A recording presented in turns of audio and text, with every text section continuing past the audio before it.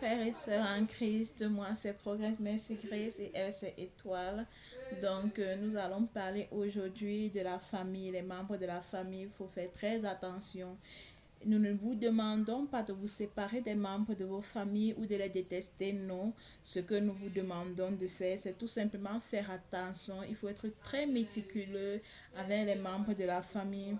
Surtout quand vous constatez que ceux-ci ne vous aiment vraiment pas ou alors ne veulent pas de votre bien. On précise encore qu'on ne vous demande pas de les détester, non, ni de vous séparer d'eux, mais tout simplement, on vous demande de faire attention. Donc la Bible déclare ou elle nous fait comprendre que ce sont les propres frères de Joseph qui l'ont abandonné, ce sont eux qui l'ont jeté dans le puits, ce sont eux qui l'ont vendu et en fin de compte, ce sont eux qui ne voulaient pas que Joseph soit un leader pour leur famille. Et quand nous lisons dans 1 Samuel chapitre 17 verset 26 à 30, on se rend compte que c'est le frère de David qui a voulu le décourager avec la guerre contre Goliath. Dans cette guerre, le grand frère de David, Eliab, a complètement découragé David. Mais comme David était un guerrier depuis son enfance, bien qu'il était très très jeune, il avait déjà l'habitude de tuer les ours, de tuer les lions. Alors David a mis sa confiance en l'Éternel. Donc nous vous appelons aujourd'hui à mettre votre confiance en l'Éternel, à vous concentrer à Dieu, quelle que soit votre vision, quel que soit ce que vous voulez faire dans la vie. La première personne à en parler, c'est à Jésus-Christ. Il ne faut pas parler à certains membres de la famille car ils vont faire comme Eliab, chercher à vous décourager, chercher à vous mettre dans le mauvais chemin. Et généralement, ce n'est pas parce qu'ils vous détestent qu'ils font cela, non. C'est qu'ils pensent vous couvrir, ils pensent vous protéger et ils se disent que si eux, malgré toute la force qu'ils ont, malgré toutes les relations qu'ils ont, ils n'ont pas pu réaliser leur vision, leur destinée, alors sûrement vous ne pourriez pas le faire. Et ils pensent que en vous décourageant, ils sont en train de vous protéger. Mais il est clair qu'il faut sortir de sa zone de confort. Si tu ne sors pas de ta zone de confort, alors tu ne pourras pas réaliser ta destinée. Tu ne pourras pas faire de grandes choses. Tu ne pourras pas réaliser des choses que personne n'a encore fait de ta famille, dans ta famille.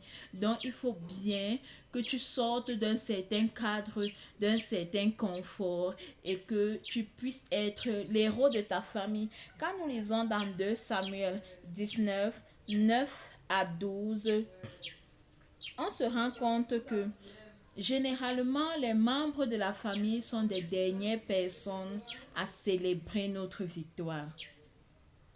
Il ne faut pas oublier, il ne faut pas perdre de vue que c'était des premières personnes, ce sont généralement les premières personnes à nous limiter, à penser que c'est pas possible dans nos familles. Un roi ne peut pas sortir de cette famille, une reine ne peut pas sortir de cette famille, un président ne peut pas sortir de cette famille. Donc déjà dans la tête, beaucoup de membres de la famille sont calés. Ils se disent que la pauvreté, ce sera mieux. Ils se disent qu'ils ont déjà des grands-parents aux arrière-grands-parents de génération en génération. Ça a toujours été ainsi et donc ça ne peut pas changer.